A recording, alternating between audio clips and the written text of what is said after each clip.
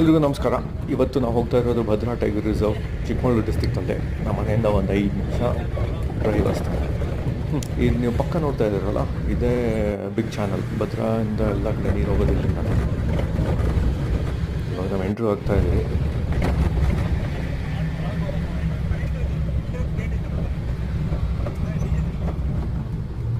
Jeep safari ಮತ್ತು boat safari ಎರಡೂ ಇರುತ್ತೆ.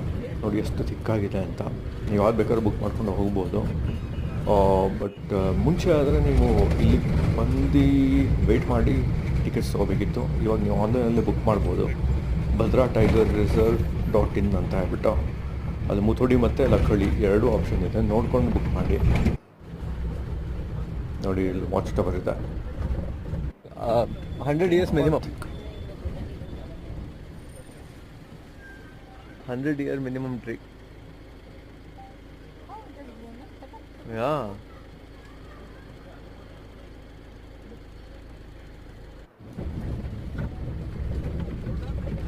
Mara.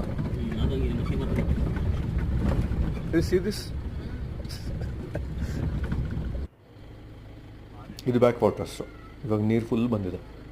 ಆನೆ ಅಲ್ಲ ಅದು, ನಂದಿ ಅದು.